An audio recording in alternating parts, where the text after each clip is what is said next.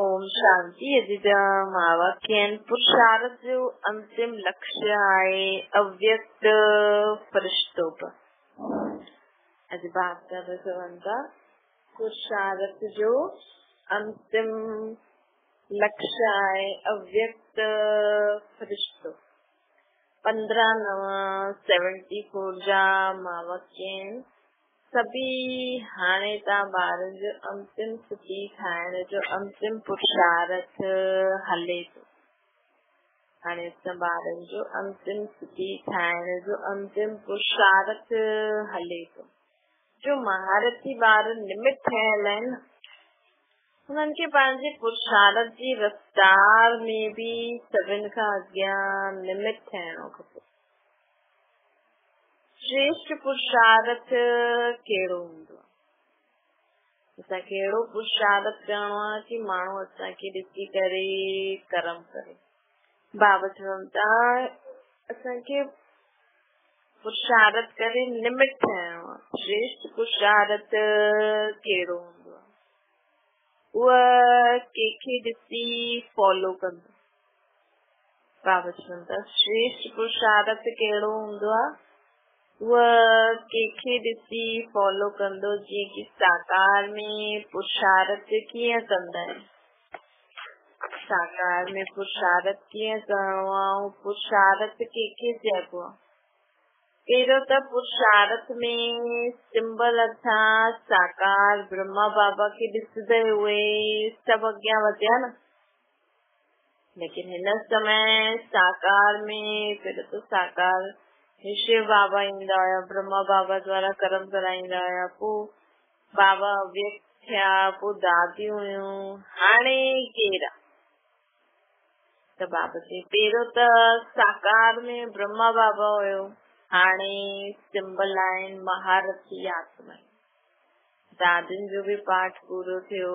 हाणे ॿियो जनरेशन जीअं फर्स्ट जनरेशन सेकेंड थर्ड, त हाणे जेकी भी निमित आत्मायूं आहिनि, बाबा कई बार चईंदा आहिनि निमित आत्मायूं भी कई बार अहिड़ो कंदा आहिनि। हुन समय भले वो महारथी न आहे त असांखे बाबा जो ज्ञान त मिलियो आहे, श्रीमत त मिली आहे, सम्झ त सभु अची वई आहे न। त बाबा चवनि था हाणे सम्झ त सभु अची वई आहे, त हाणे असां जज करे सघंदा आहियूं न। भले असांखे ज्ञान त आहे, श्रीमत बुद्धि में करे नथा सघूं, त जीअं ॿिया आत्मायूं करे करे ॾेखारनि थियूं उन्हनि खे कॉपी करो, जेका महारथी कहंदा आहियूं। छा महारथियुनि जो अहिड़ो पुरुषार्थ हले थो जंहिंखे ॾिसी अन्य आत्माउनि जो भी पुरुषार्थ सैंपल थी? अंतिम पुरुषार्थ कहिड़ो आहे? बाबा चवनि था छा हुनखे ॼाणदा है? अंतिम पुरुषार्थ के ॼाणदा है? जे शुरू में देह अभिमान के मिटाइण जो पुरुषार्थ रखियो। शुरू में है न जॾहिं 14 साल जी भक्ति हली त सभी न इन समान जो प्रैक्टिस कंदा हुया। मां चतुर्भुज आहियां। इन सां स्त्री भान कमजोरियूं कायरता आदि सब निकिरी वई। मां चतुर्भुज आहियां। पाण खे स्त्री सम्झण सां न माण्हू कमजोर थी वेंदो, बेबस थी वेंदो। छोकी माण्हू स्त्री सम्झण सां जो माण्हू दुनिया में अहिड़ी मत रखी आहे, अहिड़ी स्त्रियुनि जे लाइ जो ॻाल्हियूं रखी अथनि, उहो ॻाल्हियूं दिमाग़ में ईंदी वेंदियूं न, त असां कमज़ोर थी न वेंदा। भले माण्हू एॾो सोचनि न, लेकिन असां ॻाल्हियूं आहिनि असांजी बुद्धि में, अरे हीअ असांखे स्त्री थो सम्झे त ईअं सम्झदो, त कमज़ोर थींदा वेंदा आहिनि। लेकिन पाण जेके चतुर्भुज सम्झण सां स्त्री भान कमज़ोरियूं कायरता सभु निकिरी वेंदियूं ऐं असां निर्भय ऐं शक्तिशाली थी वेंदासीं। कीअं? असांखे मां चतुर्भुज आहियां, त जीअं आदि में देह अभिमान खे मिटाइण लाइ इहो अभ्यास कयो, मां चतुर्भुज आहियां। ये प्रैक्टिस पुरुषार्थ, ये प्रैक्टिकल पुरुषार्थ हलियो न बाबा। हलदे फिरदे व ॻाल्हि कंदी हुई नशो रहंदो हुयो कि मां नारी न आहियां, मां चतुर्भुज आहियां। त ये ॿई संस्कार ॿियो वो ॿई शक्तियूं मिली वयूं कीअं कि ये ॿई कार्य असां करे सघंदा आहियूं। त ये ॿई संस्कार ऐं वो ॿई शक्तियूं मिली वयूं त असां जीअं इह कार्य करे सघंदा आहियूं। त वैसे ही अंतिम लक्ष्य कहिड़ो स्मृति में रहे जिससे कि ऑटोमेटिकली वो लक्ष्य अची वञे। अंतिम असांखे कहिड़ी ॻाल्हि स्मृति में रखणी आहे ताकि असांजो जो एम ऑब्जेक्ट आहे हिन जीवन जो उहो असांखे स्मृति में अची वञे ऑटोमेटिकली। वो अंतिम लक्ष्य पुरुषार्थ जे लाइ कहिड़ो आहे? वो आहे अव्यक्त फ़रिश्ते जो। असांखे पंहिंजे पुरुषार्थ जो अंतिम लक्ष्य मतिलबु मूंखे फ़रिश्तो जहिड़ो ठहिणो आहे, हिकदमि लाइट। उहा स्थिति धारण करणी आहे। बाबा चवनि था कि ओड़ी स्थिति असांखे धारण करणी आहे, इहा असांजो अंतिम लक्ष्य आहे न पुरुषार्थ जे लाइ। उहा बाबा चवनि था फ़रिश्तोपन, इन में लाइट रूप साम्हूं आहे ऐं पंहिंजो लक्ष्य आहे। वो सामने रखण सां जीअं लाइट जे कार्ब में इहा आकार आहे। मां फ़रिश्तो आहियां, वो कीअं थींदो जीअं लाइट जे कार्ब में मां ऐं इहो मुंहिंजो आकार आहे। मतिलबु ॿाहिरां न जीअं रेन कोट ॿाहिरि पाए छॾंदा आहिनि, ईअं असां फ़रिश्तो सम्झंदासीं न त असां ख़ुदि खे न लाइट जे अंदरि सम्झंदासीं। लाइट जो कार्ब ऐं इहो मुंहिंजो आकार आहे। जीअं वतन में अव्यक्त रूप ॾिसंदा आहियो न, त अव्यक्त ऐं व्यक्त में अंतर ॾिसंदा आहियो न। अगर तव्हांखे फ़रिश्तो ठहिण जो अनुभव अगर अञा ताईं न आयो अनुभव करणो आहे त ब्रह्मा बाप दादा जो चित्र आहे न, हुनजे साम्हूं वञी वेही रहिजो। त बाबा जी भी लाइट बॉडी, मुंहिंजी भी लाइट बॉडी, ॾाढो सहज आहे। अगर असांखे आत्मा ॾिसण जो अभ्यास करणो आहे त ब्रह्मा बाबा में शिव बाबा निराकार, मां भी निराकार, मां निराकार आत्मा सां ब्रह्मा मुख द्वारा वो ब्रह्मा द्वारा ॻाल्हायां थी। जीअं अव्यक्त, जीअं वतन में भी अव्यक्त रूप ॾिसंदा आहियो, श्री चित्र ॾिसंदासीं त उहो साम्हूं देहधारी त आहिनि न, त हिन चित्र में असांखे लाइट ऐं बाबा मदद कंदा।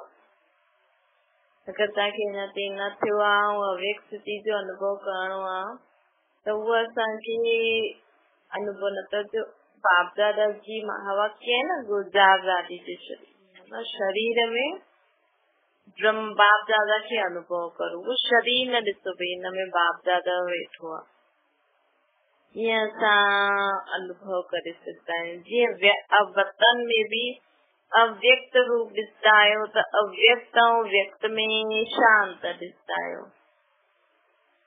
व्यक्त पंज तत्वनि जे कर्ब में आहे, कार्ब में आहे। व्यक्त पंज तत्वनि जे कार्ब में आहे ऐं अव्यक्त लाइट जे कार्ब में आहे। मतलब व्यक्त में असां हिन पंज तत्वनि जे शरीर जे अंदर आहे। समय असांजो लाइट जो शरीर मर्ज आहे, ये साकार शरीर मर्ज आहे। ऐं अव्यक्त स्थिति में ये साकार शरीर मर्ज थी वेंदो ऐं लाइट जो शरीर इमर्ज थी वेंदो। लाइट जो रूप त आहे लेकिन आसपास चारों ओर लाइट ही लाइट हूंदी।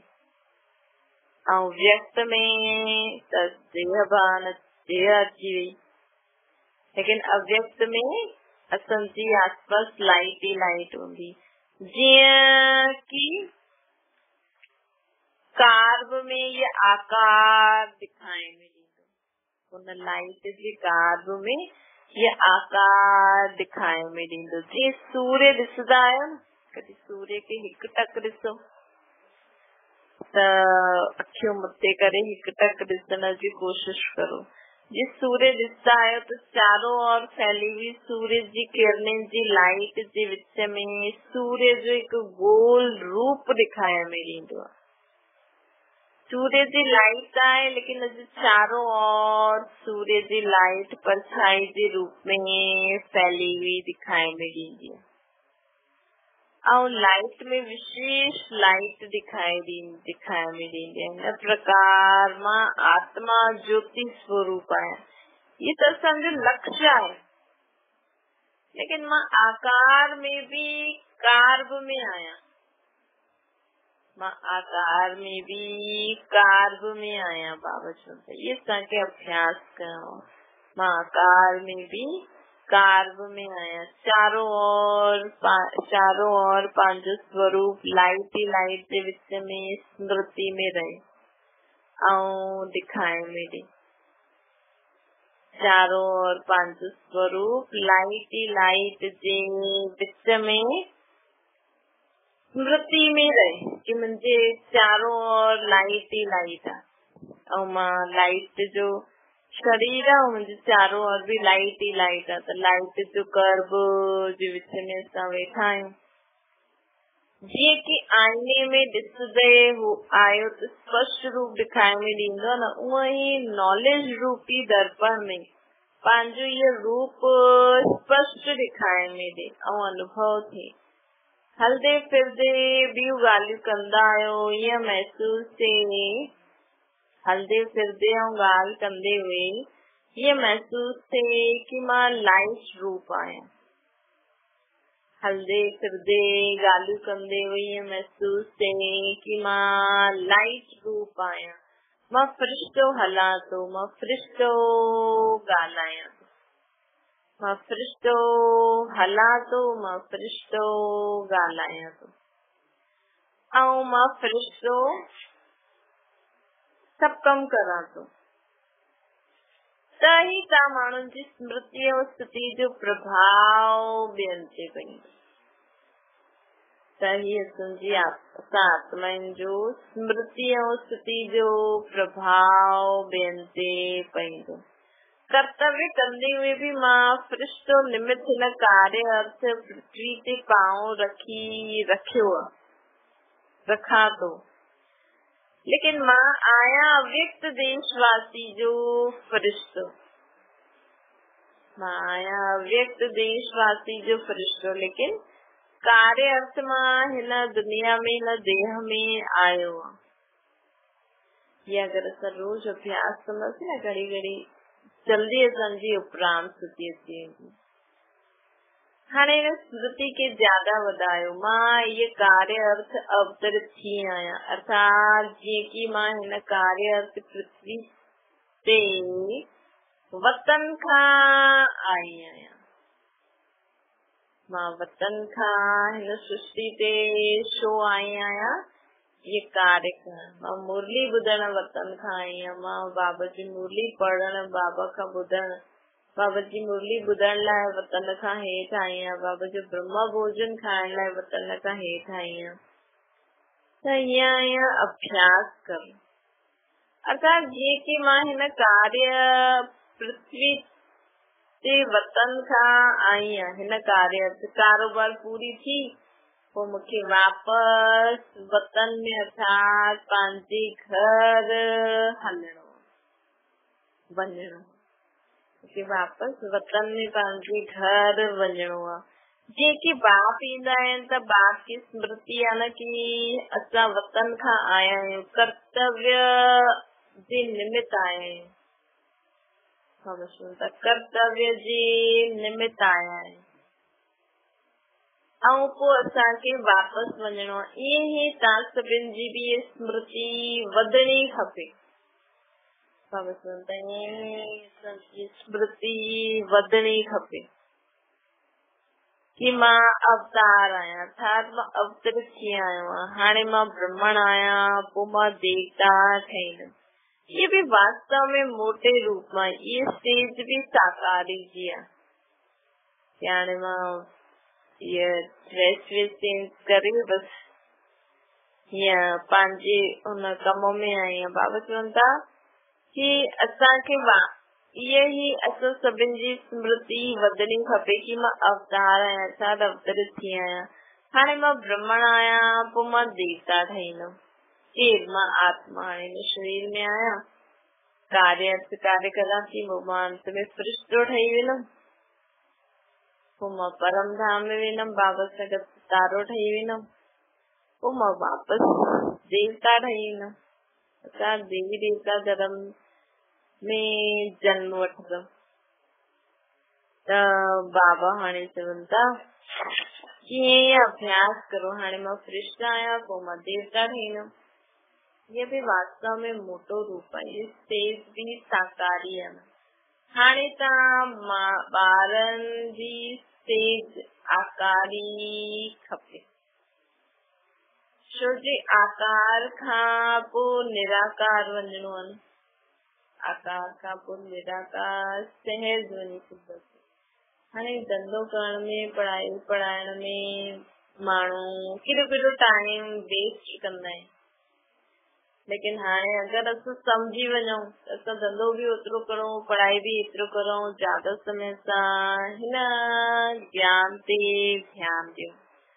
छो जे हाणे असांखे देवता ठहिणो, इहो भी बाबा चवनि था इहा स्टेज भी साकारी आहे। हाणे असां माण्हुनि जी स्टेज आकारी खपे, भई देवता ठहींदमि उहो भी साकारी थी वियो न, लेकिन हाणे बाबा चवनि था असांजी स्टेज आकारी फरिश्ते जहिड़ो खपे। छो जे आकारी सां पोइ निराकारी ठहिण सहज आहे। बाबा चवनि था आकारी खां पोइ निराकारी ठहिण सहज। जीअं बाप बि साकार में आकार ठहियो, आकारी खां पोइ निराकारी, पोइ साकारी थींदो। जीअं बाप बि आकारी ठहिया, पोइ आकारी खां वरी निराकारी, पोइ बाबा चवनि था पोइ हुन खां पोइ निराकारी, पोइ साकारी थींदी। त हाणे असांखे असांजी स्टेज आकारी जी हुजणी खपे, ताकि असां झट सां पंहिंजे घर हली वञूं, पोइ साकार देवता रूप में अची वञूं।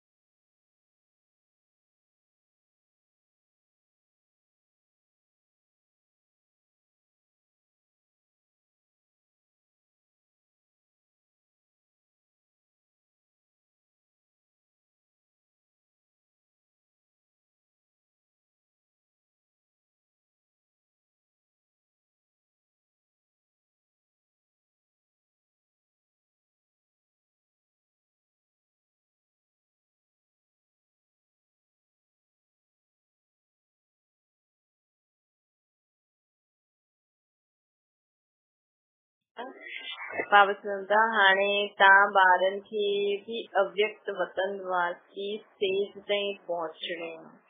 हाणे त तव्हां साथ, तॾहिं तव्हां साथ हली सघो।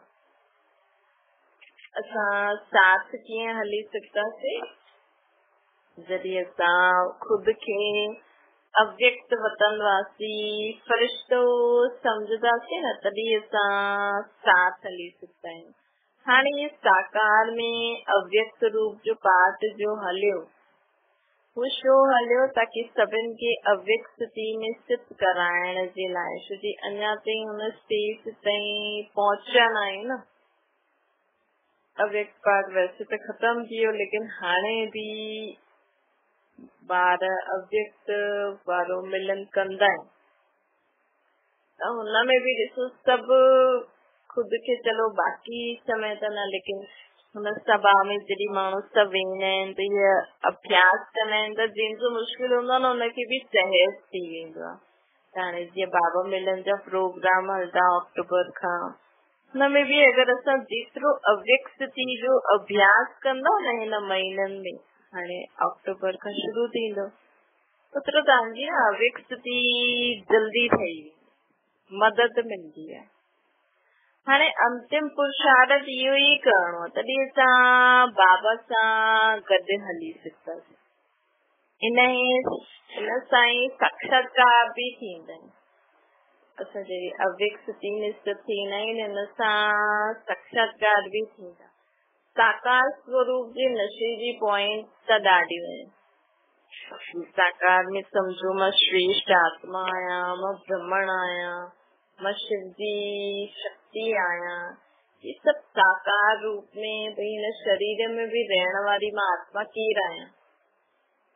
माण्हू त चईंदा मां टीचर आहियां, मां इंजीनियर आहियां, मां डॉक्टर आहियां, मां हाउस वाइफ आहियां, मां फलानी जी धीअ आहियां, लेकिन असां बाबा जे बारे छा चईंदासीं कि मां ब्रह्मण आहियां, मां आत्मा परमात्मा खे पहचानण वारी, परमात्मा जी श्रेष्ठ श्रीमत ते हलण वारी श्रेष्ठ आत्मा, ब्रह्मण आत्मा आहियां, मां शक्तिशाली आत्मा आहियां, ईअं चईंदासीं न असां त। तॾहिं त असांखे नशो चढ़ंदो, न त कंहिं वॾे इंजीनियर खे ॾिसजे, डॉक्टर खे ॾिसजे, असां हुननि जे अल्पकाल जे पद खे ॾिसी करे असां कमज़ोर थी सघंदा आहियूं, लेकिन असां यादि रखो मां केरु आहियां? मां सर्व सर्जननि जो बि सर्जन, शिव बाबा सर्जन जी संतान, मास्टर सर्जन आहियां। ये त निमित मात्र सां शरीर जा उन्हनि खां इलाज करायूं था, लेकिन असांखे त सभु नॉलेज आहे न हर प्रकार जी। त आत्मा जा डॉक्टर आहियूं त शरीर जी बीमारी ठीक न करे सघंदा आहियूं, अगरि चाहियूं त करे सघंदा आहियूं। एतिरी शक्ति असां में आहे अगरि सम्झूं त बि चलो डॉक्टर वटि हली वियासीं, दवाई वठी वरिती, पोइ हुनजे साम्हूं बि सम्झणो आहे कि असां त निमित मात्र इहा आहे, बसि दुनिया में रहूं था इन करे, लेकिन असां चाहियूं त हिन बीमारी खे बि ठीक करे सघंदा आहियूं। असां डबल डॉक्टर आहियूं।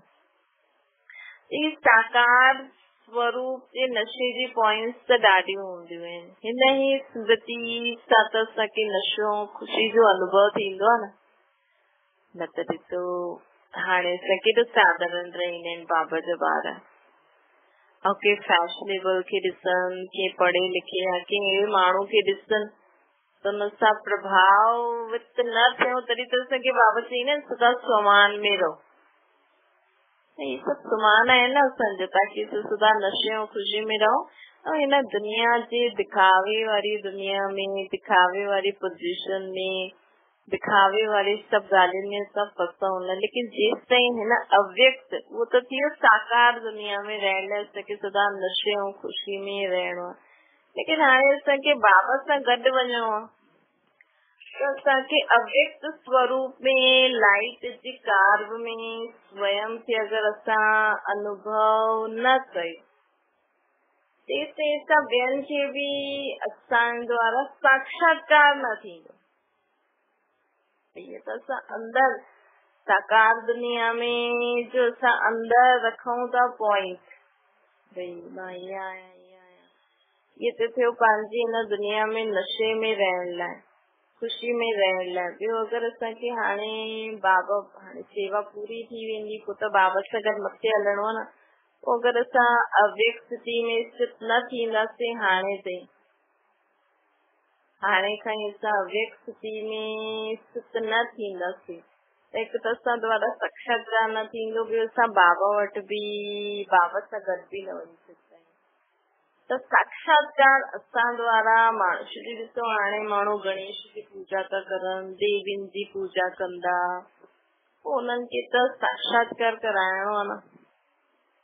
त साक्षात्कार कीअं थींदो? बाबा चवंदा साक्षात्कार जे लाइ असां जॾहिं खुद खे लाइट स्वरूप में अनुभव कंदा आहियूं न, कि मां हड्डी मांस वारे शरीर में न आहियां, मां लाइट जे शरीर में वेठी, तॾहिं असां द्वारा ॿियनि खे साक्षात्कार थींदो। छो जो देवी स्वरूप जो साक्षात्कार भक्तनि खे ॾींदो न, उहो लाइट रूप जे कार्ब में हलदे फिरदे रहण सां ई थींदो, न कि वेही करे असां हलदे फिरदे ॻाल्हाईंदे अनुभव करो मां लाइट जे शरीर में वेठी, मां लाइट जे शरीर में वेही करे ॻाल्हायां थी, ॾिसां थी, खायां थी, पियां थी, कम थी करा। साक्षात्कार भी लाइट जे बिना न थी सघंदो आहे। बाबा चवंदा स्वयं जॾहिं लाइट स्वरूप में स्थित थींदासीं, सम्झे लाइट रूप जे प्रभाव सां ई उन्हनि खे साक्षात्कार थींदो। जैसा शास्त्रनि में लिखाया अथई कि कंस न कुमारी खे मारे त वो उड़ी वई। भई कंस कुमारी खे मारे त वो उड़ी वई।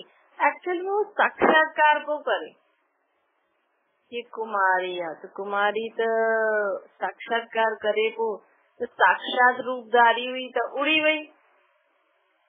पो आकाशवाणी थी जीअं कि तव्हां माण्हुनि जो साक्षात्कार थींदो त ईअं अनुभव कंदा जी समझो असां लाइट स्वरूप में वेही करे कुछ ज्ञान पढ़ूं था, ॿुधूं था, कंहिंखे ॾियूं था त माण्हुनि खे अनुभव थींदो कि जीअं त इहा साक्षात्कार थी करे, इहा देवी द्वारा आकाशवाणी थी थी।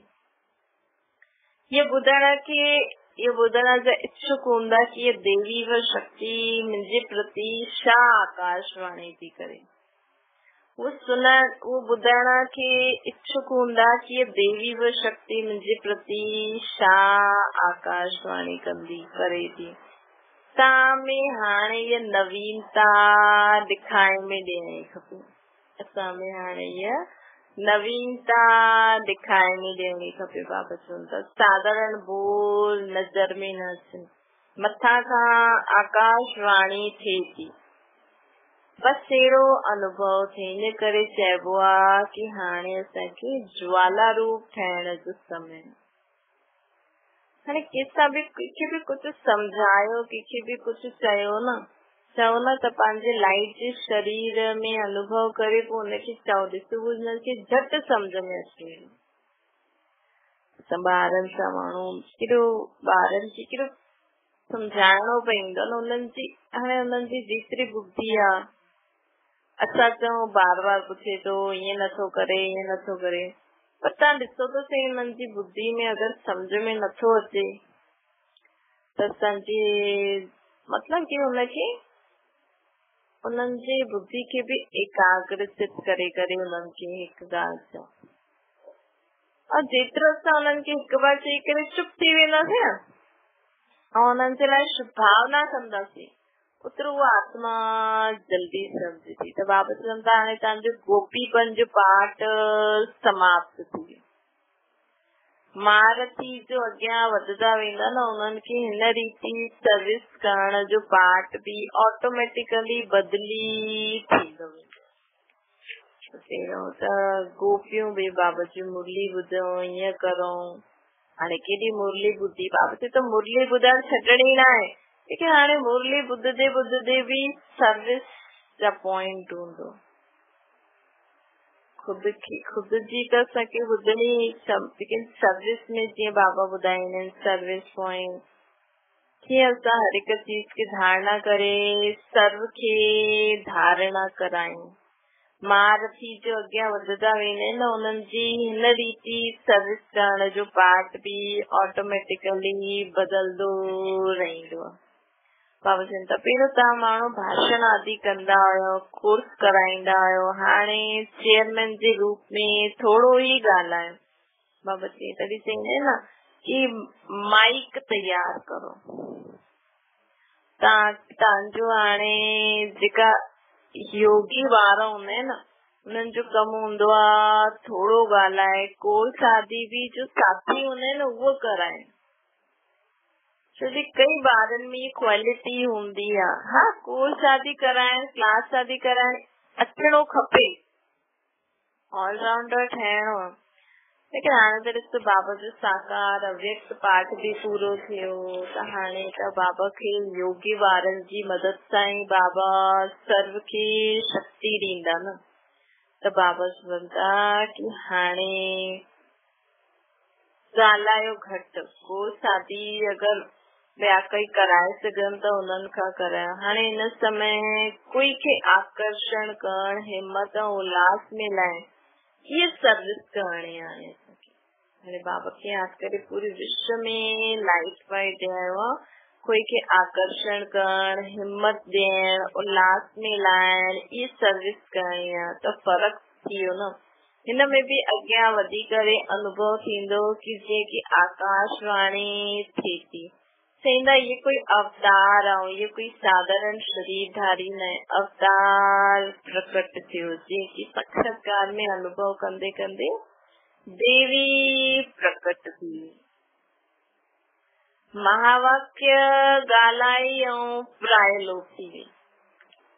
देवी आई, हुन महावाक्य उचारे ऐं प्रायलोक थी वई देवी।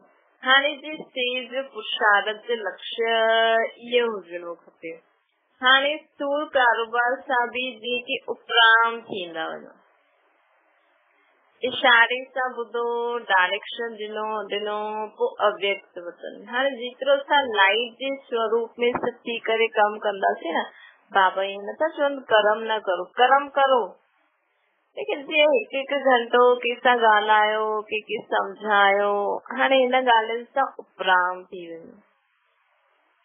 हाणे जो कमु तव्हांजे अलावा ॿियो कोई बि करे सघे थो, जेतिरो थी सघे न हुनखे सिखाए करे, छो कि उहा आत्मा अगरि बाबा खे नथी पहचाने त तव्हांखे केॾो कमु आहे। जब तव्हां जेतिरो पंहिंजे लाइट जे शरीर में थी करे बाबा सां गॾु रहंदो, ओतिरो विश्व में लाइट फैलंदी।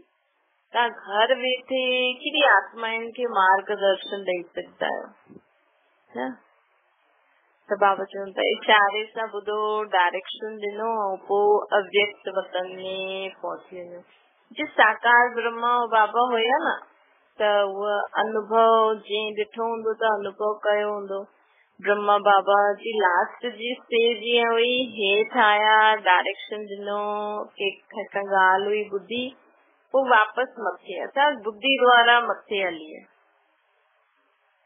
शुरू अंत जी कारोबार में रात ॾींहं जो अंतर ॾेखारे वियो ब्रह्मा बाबा जे समय। हाणे जिम्मेवारी त ॿियो ई वधंदी वेंदी। बाबा चवनि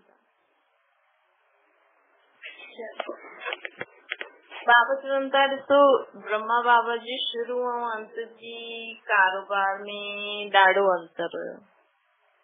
हाणे बाबा चवनि था ईअं ई पहिरियों त हर हिकु ॻाल्हि सभिनि खे सम्झाइण, ईअं करण।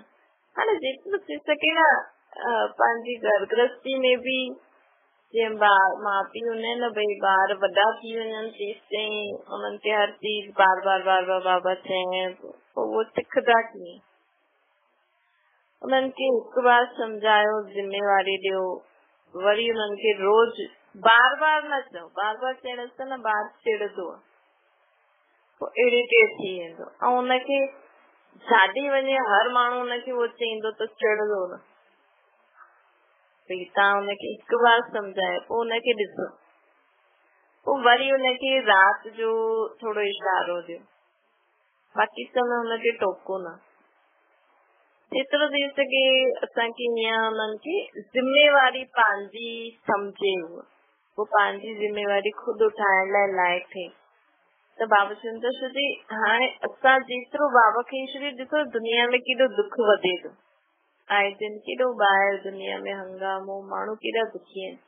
असां जेतिरो पंहिंजी लाइफ जे स्वरूप में थी करे बाबा खे यादि कंदासीं न, ओतिरो असां ॿिया बि त ॿियनि माण्हुनि जी बि त मदद करण जे लिमिट ठाहींदासीं न। भई असां होॾे वञी करे उन्हनि जी मदद नथा करे सघूं, लेकिन घर वेठे त करे सघंदा आहिनि। त जिम्मेवारी वधंदी तॾहिं फ़रिश्ता ठाहींदव। जिम्मेवारी कम हूंदी त फ़रिश्ता थोड़ी ठाहींदसि। फ़रिश्ता था जो चारों तरफ पंहिंजी लाइफ में फैलाए। जिम्मेवारी ऐं सर्विस जो विस्तार त चारों ओर वधंदो ई। जीअं हाणे विदेश जी बि सर्विस वधी ऐं विस्तार बि थियो। हाणे ईअं ई भिन्न भिन्न प्रकार जी जो सर्विस अञा रहियल आहे उहा वधदी वेंदी। बाबा जो विश्व जी हर प्रकार की आत्माएं द्वारा जो उद्धार बाप दादा द्वारा थियणो आहे, ये गायन आहे न शास्त्रनि में, प्रैक्टिकल में थियो आहे तॾहिं त हिन जो शास्त्रनि में गायन आहे न। ये सभु थींदो। हाणे त हिकु हिकु स्थान ते वेठा आहियो। उन समय जा मावा खे ॾिसो, बाबा चई हाणे त हिकु हिकु स्थान ते वेठा आहियो, पोइ त 10 स्थान संभालणा पवंदा।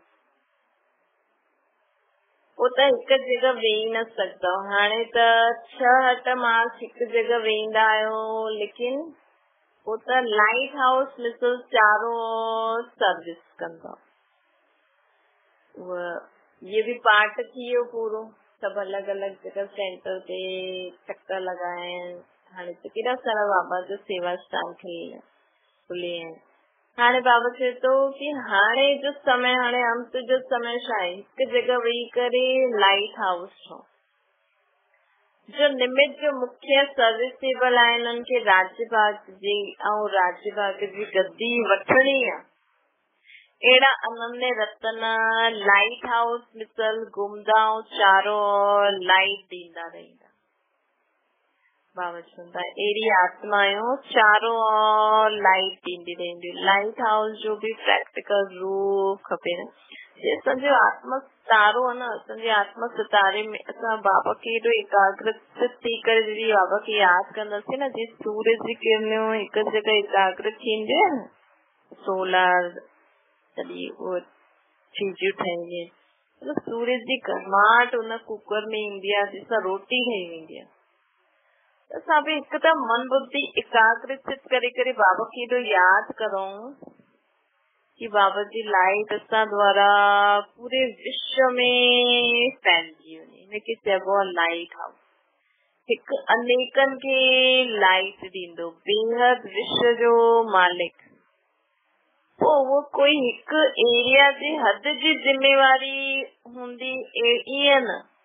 जेकी आत्मा खे पूरी विश्व जे कल्याण जी संकल्प हूंदो आहे न, वो ये न सोचती कि हिन जो कल्याण थिए। वो चईंदी चलो हिन जहिड़ा पंहिंजा बि अहिड़ा संस्कार आहिनि, हुननि सभिनि जो इहो बुरो संस्कार ख़तम थी वञे, पूरी दुनिया में इहे ख़राब संस्कार ख़तम थी वञे, सभिनि जो कल्याण थिए। बेहद विश्व जा मालिक पोइ वो हिकु एरिया जी जिम्मेवारी खणंदा जंहिंजे संकल्प में ईअं हूंदो।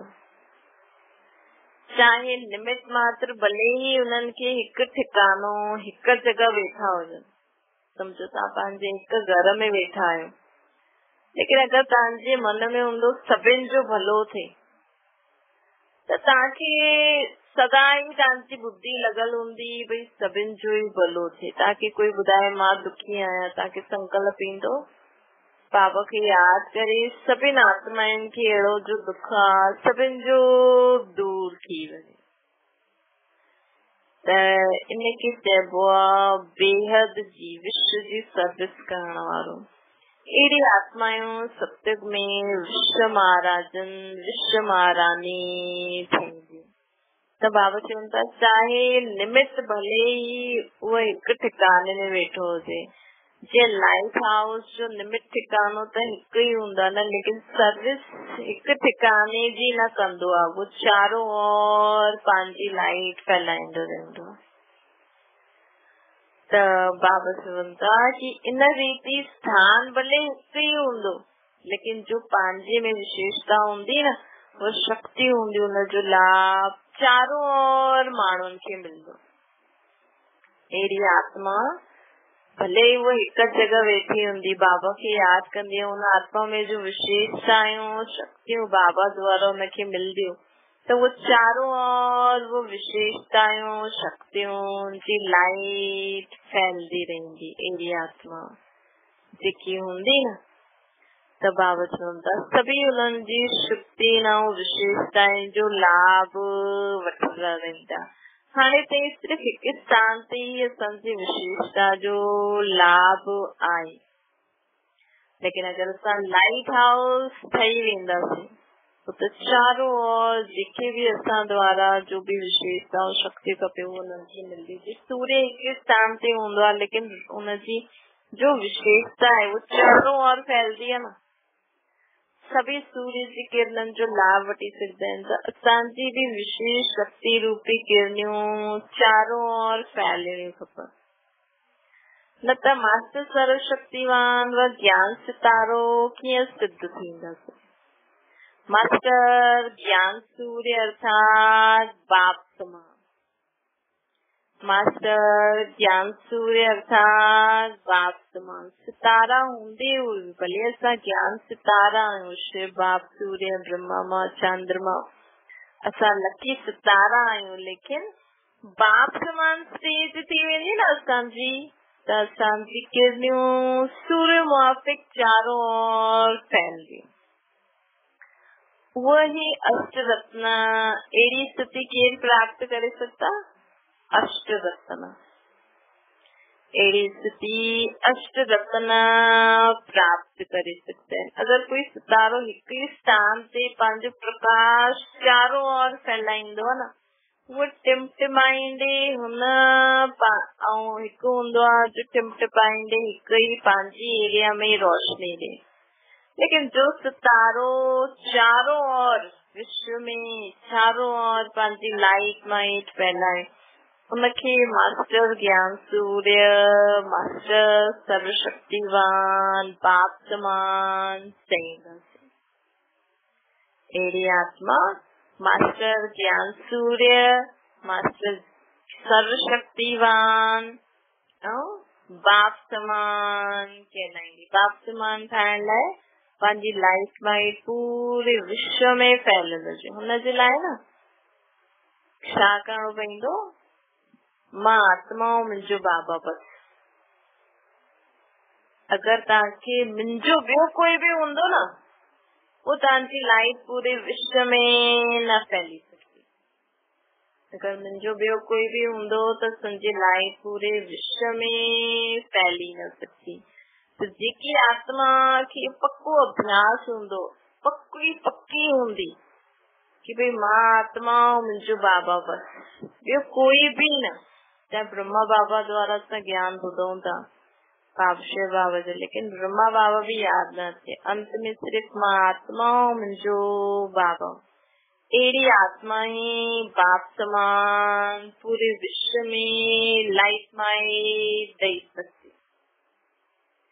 ऐं अहिड़ी आत्मा ही अष्ट रत्ननि में ईंदी। त बाबा चवनि था जॾहिं जेसि ताईं बाप समान जी स्टेज न आहे, तेसि ताईं बाप समान तख्त बि न मिली सघंदो हो असांखे। अगर बाप समान तख्त खपे त पोइ बाप समान स्टेज बि हुजणी खपे न। हिनजे लाइ असांजी आत्मा ऐं बाबा जे विच में ॿियो कोई बि न अचिणो खपे। इन करे पंहिंजी स्टेज अहिड़ी ठाहियो जो सर्विस वधे। चक्रधारी थियण साईं चक्रवर्ती महाराजा ठहींदसि न, हिते चक्रधारी ठहिणो आहे, हुते चक्रवर्ती ठहिणो आहे, जंहिंमें लाइट जो चक्कर भी आहे, सेवा में प्रकाश फैलाइण वारो चक्कर भी आहे, तॾहिं चईंदासीं चक्रधारी। असां ज्ञान भी आहे ऐं सेवा खे वधाइण जो संकल्प भी हुजे।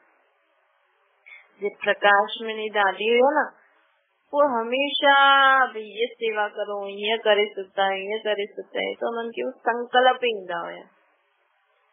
असांखे भी संकल्प था अचनि कम से कम हाँ इन आत्मा कीअं ॿुधाए सघंदा आहियूं, अहिड़ी सेवा करे सघंदा आहियूं, ईअं पूरे विश्व में बाबा जो ज्ञान ॾेई सघंदा आहियूं।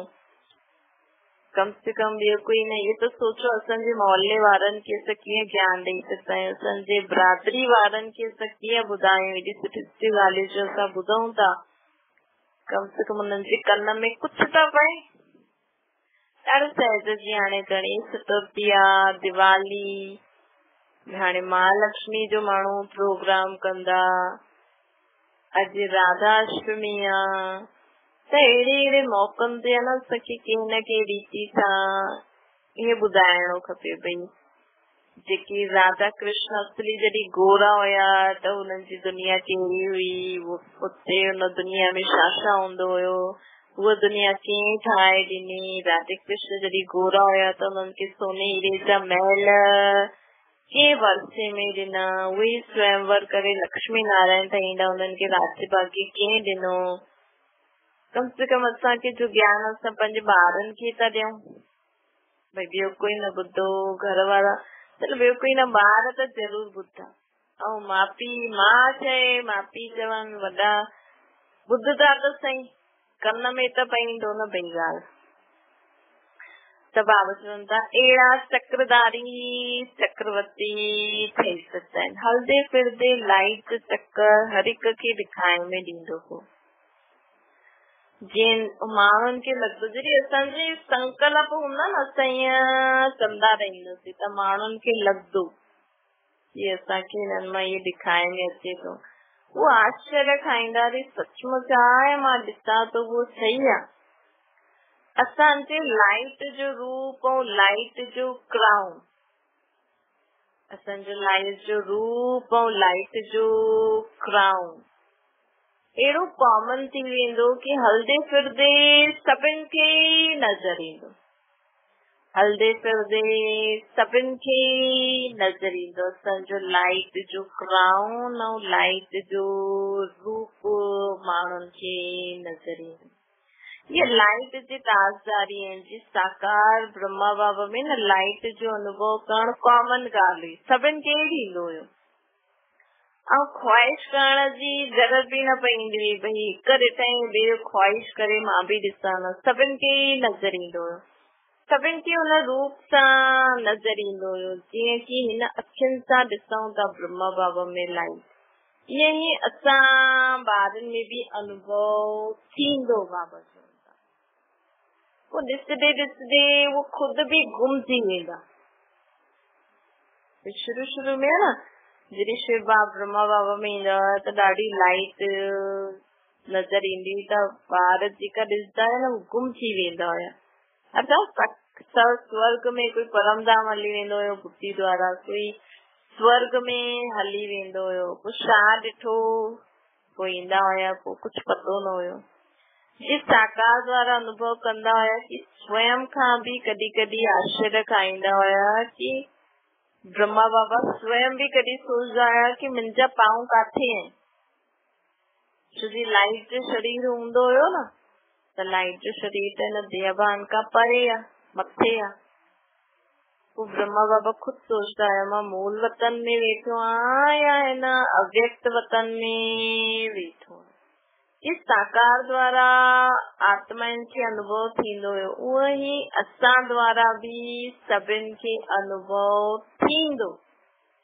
बाबा चवनि था अंत में जेका हाणे अगरि तव्हां पवित्रता जी धारणा करो था, अगरि तव्हां हाणे नियम मर्यादनि में हलो था, अभ्यास भी करो था, त अंत में तव्हां द्वारा बि ॿियनि खे थींदो। बाबा चवनि था तॾहिं त समान जी स्टेज ईंदी, तॾहिं त तव्हां द्वारा बि बाबा जो अनुभव आत्मायूं करे सघियूं। बाबा छो चईंदा आहिनि गली गली में मुंहिंजो घर हुजे, गली गली में मुंहिंजो ॿार हुजे, छो जी अंत में सभु मधुबन थोड़ी अची सघंदा, त जे गली में तव्हां हूंदव तव्हां द्वारा ॿियनि खे बाबा जो साक्षात्कार थींदो। मतलब हर गली में देवी हूंदी आहे न, हिकु हर गली में मंदिर टिकाणो अहिड़ा स्थान हूंदा आहिनि, त मतलब तव्हां पंहिंजी गली जो उद्धार करण जे निमित्त थी वेंदो। जीअं हर गली में हर मोहल्ले में एक पावर हाउस पावर स्टेशन मतलब जीअं जाता लाइट सप्लाई थींदी आहे त तव्हां अगरि बाबा खे यादि कंदव बाबा जी श्रीमत मर्यादा अनुसार हलंदव भले तव्हांखे हाणे केतिरा ई विघ्न था अचनि केतिरी परेशानी थी थिए लेकिन त बि तव्हां बाबा खे यादि था करो बाबा जी मर्यादाउनि खे पालन था करो श्रीमत ते था हलो त अंत में न तव्हां द्वारा तव्हांजे सभु मोहल्ले वारनि खे तव्हां द्वारा बाबा जो साक्षात्कार थींदो ऐं तव्हां द्वारा ई उन्हनि खे मुक्ति जीवन मुक्ति जो वरसो बि मिलंदो। इन करे कॾहिं बि जेकी बि आत्मा बाबा खे हिकु बार मुंहिंजो बाबा चई छॾंदी आहे न हुनखे कॾहिं बि साधारण न समझो चाहे हुनमें केतिरी बि कमियूं हुजनि केतिरा बि अवगुण हुजनि लेकिन हुन आत्मा मुंहिंजो बाबा त चयो अथई न मतलब बाबा हुनखे पंहिंजो हैंड त मञियो अथई त कंहिं न कंहिं रीति सां बाबा हुन हैंड खे यूज जरूर कंदा आहिनि और जेकी आत्मा धारणा करे थी पवित्र रहे तो उन द्वारा भी बाबा पंहिंजो कम कराईंदा ई बाबा चवंदा जी साकार द्वारा असांखे अनुभव थींदो हुयो वैसे ई असां द्वारा ॿियनि खे थींदो तॾहिं त समान जी स्टेज ईंदी उहो तॾहिं थींदी जॾहिं विच विच में आहे न त जहिड़ी हमें कर्म कंदे हुए ये अनुभव करो मुंहिंजो लाइट जो शरीर आहे साकार में भी साकार ब्रह्मा बाबा कॾहिं तपस्या न कई कॾहिं योग भट्टी न कई कॾहिं क्लासेस न कई बाबा जी गुप्त पुरुषार्थ हलंदो हुयो हिन प्रकार असां माण्हुनि खे बि गुप्त पुरुषार्थ व गुप्त महिनत करणी एतिरो अटेंशन आहे टेंशन हूंदे हुए बि अटेंशन रखो बाबा चवंदा ॾिसो अटेंशन रखो टेंशन न करो हाणे त पोइ बाबा चवंदा हाणे त ॾिसो तव्हां राति ॾींहुं आराम करण जे लाइ तव्हांखे टाइम मिले थो लेकिन हाणे समय अचण वारो अहिड़ो आहे जॾहिं अंत में सभिनि खे शक्तियूं हिन खां पहिरियों वारी मुरली में बाबा ॿुधाई न असांजे अॻियां कहिड़ो लंगर करण ईंदा माण्हू शक्ति वठण जो असांखे इहो लंगर खाराइणो पवंदो सभिनि खे अंत में त अंत में जॾहिं अहिड़ी हालत हूंदी त हुन समय तव्हांखे रेस्ट वठण जो बि समय न हूंदो ये रेस्ट वठण बि समाप्त थी वेंदो बाबा चवंदा लेकिन जेतिरो अव्यक्त लाइट रूप में स्थित हूंदासीं न ओतिरो ई शरीर खां परे अभ्यास थियण जे कारण जीअं असां पंहिंजे शरीर खां खुद खे न्यारो सम्झंदासीं न त ॿ 4 मिंट बि अगरि तव्हां पंहिंजे शरीर खां न्यारो खुद खे सम्झो न त मानो 4 घंटे जो आराम थी वेंदो आराम कंहिंखे खपे आत्मा खे ऐं शरीर खे खपंदो हूंदो जॾहिं आत्मा चईंदसि जॾहिं त असां अशरीरी थी वञूं बाबा सां कनेक्ट थी वञूं त बाबा जी शक्ति आत्मा में ईंदी ऐं शरीर खे बि पोइ रिलैक्स मिली वेंदो 2-4 मिंट शरीरी थी वेंदासीं त हीअं लॻंदो जीअं त असां 4 घंटे जी निंड करी छॾी अहिड़ो समय ईंदो जो की निंड जे बजाए 4-5 मिंट सां अशरीरी थी वेंदासीं जीअं की निंड सां शरीर खे खुराक मिले अशरीरी थियण सां शरीर खे खुराक मिले वैसी ये भी खुराक मिलदी शरीर त पुराणो ई आहे हिसाब किताब पुराणो त हूंदो ई सिर्फ उनमें एडिशन थी वेंदो कि लाइट स्वरूप जी स्मृति खे मजबूत करण सां असांजे हिसाब किताब चुकतू करण में भी लाइट रूप थी वेंदो असांजो जेको पुराणो शरीर ज्यादा रेस्ट मांगे तो त ये हिसाब किताब आहे न अॼुकल्ह त नंढनि खे बि कोई न कोई बीमारी आहे हिसाब किताब जॾहिं असां बाबा खे यादि कंदासीं शरीरी थींदासीं त उहो चुकतो थींदो वेंदो जीअं इंजेक्शन लॻाइण सां 5 मिंट में ई फर्क पइजी वेंदो न हूअं ई निंड जी गोली वठण सां भी परेशानी समाप्त थी वेंदी आहे ऐं असां छा कंदासीं तव्हां बि असां जॾहिं अशरीरी थींदासीं त इहा असांजी गोली थी वई इंजेक्शन थी वियो तव्हां बि ईअं समझो कि असां ये निंड जी खुराक था वठूं, इंजेक्शन था लगायूं। कहिड़ी खुराक को इंजेक्शन लगाइणी आहे? अशरीरी पंजी खुराक वो इंजेक्शन लगायो त अहिड़ी इहा सम्झ आराम थी वेंदो, 4 घंटा जो आराम थी वेंदो। अमृत वेले बि जीअं अभ्यास कंदा आहियो न, जॾहिं अवतरित थी आहियां मां परम धाम खां, कॾहिं ईअं सम्झो मां अशरीरी ऐं परम धाम जी निवासी आहियां, अथवा अव्यक्त रूप में अवतरित थी आहियां, पोइ स्वयं खे कॾहिं निराकार समझो, अमृत वेलो ये अभ्यास करो। पहिरियों त मन जी सभु ॻाल्हियूं ॿुधायो, पोइ अभ्यास करो। ये 3 स्टेजिस में वञण जी प्रैक्टिस थी वञे, कॾहिं निराकार, कॾहिं आकार फरिश्तो ऐं कॾहिं साकार दुनिया में असां आहियूं। त अहिड़ी प्रैक्टिस थी वञे जीअं कि हिकु कमरे खां ॿिए कमरे में वञूं था। त अमृत वेलो ये विशेष अशरीरी भव जो वरदान वठणो खपे।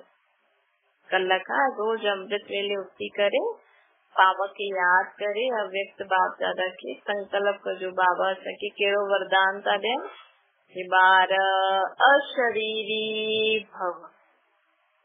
तो ये वरदान जेतिरो वठंदो न, संकल्प, वरदान करण मतलब संकल्प करण, पोइ ये विशेष वरदान वठिजो। हाणे विशेष ये अभ्यास करो, ये अनुभव थे। अच्छा, चढ़ती कला सर्व जो भलो, है ना। चढ़ती कला जो प्रैक्टिकल स्वरूप छा थींदो आहे? असांजी जेतिरी स्टेज वधंदी वेंदी न, ओतिरो सर्व जो भलो थींदो वेंदो, उनमें सर्व जो भलो आहे। इन सां ई चढ़ती कला जो पंहिंजो पुरुषार्थ ॾिसंदा रहो, भई असांजी चढ़ती कला थिए थी, छोकी असां द्वारा सर्व जो भलो थियणो आहे। सर्व जो भलो ई सिद्ध कंदो कि असांजी चढ़ती कला आहे। जॾहिं सर्व जो भलो थींदो वेंदो न, तॾहिं सम्झो असांजी चढ़ती कला आहे। वास्तव में ये थर्मामीटर आहे। भई अगरि असांजी स्टेज मथे थींदी थी वञे, सुठी थींदी थी वञे, त असांजे घर जो वायुमंडल ॾाढो सुठो थींदो वेंदो। अगरि तव्हांजे घर में जो वायुमंडल पहिरियों खां सुठो आहे त सम्झो तव्हांजी चढ़ती कला थी थिए। ऐं अगरि असां विश्व जे बारे में बि सोचंदा हूंदासीं त असां द्वारा बाबा ॿियनि खे बि लाइट मां ॾेई करे उन्हनि जी बि चढ़ती कला थींदी वेंदी। बाबा चवनि था तव्हां ॿारनि जो शुरू में न शीतला देवी जो पाठ हुयो, हाणे असांखे कहिड़ो पाठ वॼाइणो आहे? ज्वाला देवी जो। पहिरियों स्नेह सां समीप संबंध में आयो, हाणे पंहिंजो शक्ति स्वरूप धारण करो। बाबा चवनि था शक्ति स्वरूप धारण करो। हाणे सिर्फ़ गुण व स्नेह जो प्रभाव आहे या नॉलेज जो प्रभाव आहे। भई असांजा माण्हू गुण ॾिसनि था, स्नेह ॾिसनि था, भई हिननि जो ज्ञान ॾाढो ऊंचो आहे, सुठो आहे। लेकिन हाणे न असां द्वारा माण्हुनि खे साक्षात्कार थियणो खपे। साक्षात्कार करण की कोई साधारण शक्ति ना है। जो शुरू में जॾहिं 14 साल जी तपस्या खां पोइ दादियूं ॿाहिरि निकितियूं न सर्विस में, त माण्हू ज्ञान खे थोरी सम्झी पिया सघनि, लेकिन उन दादियुनि में जो शक्ति हुई न, उन्हनि खे ॾिसी प्रभावित थींदा हुया। ऐं हाणे त माण्हुनि खे प्रोग्राम करे थोरो सो ईअं करे करे माण्हुनि खे असां ज्ञान ॾियूं था, थोरो टेढ़ो मेढ़ो करे करे। पहिरियों सिधो ज्ञान ॾींदा हुया, हाणे थोरो सो घुमाए करे ॾींदा आहिनि, लेकिन हाणे अंत में वरी खां सिधो ज्ञान जो पाठ हूंदो। हाणे बाबा चवनि था सिर्फ़ तव्हांजे गुण स्नेह ऐं नॉलेज सां प्रभावित न थियनि, लेकिन असां में उन्हनि खे कोई शक्ति जो अनुभव थिए कि वो चवनि ये साधारण शक्ति न आहे, ये साधारण माण्हू न आहे, हिननि में कोई शक्ति आहे। ये सूर्य जी किरणियूं फैलदियूं आहिनि, उहे ई मास्टर सर्व शक्तिवान जी से सर्व शक्तियूं व विशेषता रूपी किरणियूं चारों ओर फैलदी अनुभव कर। हाणे ईअं असांखे सर्विस करणी आहे ऐं हिनजे लाइ बाबा चवनि था सदा ये समानता सदा ही यादि रखो कि मां विघ्न विनाशक आहियां। मां विघ्न विनाशक हिन स्मृति जी सीट ते स्थित थी करे कारोबार हलायो त विघ्न साम्हूं ताईं बि न अची सघंदो आहे। बाबा चवनि था विघ्न साम्हूं ताईं बि न अची सघंदो आहे। अच्छा, ओम शांति। बाबा खे यादि करो।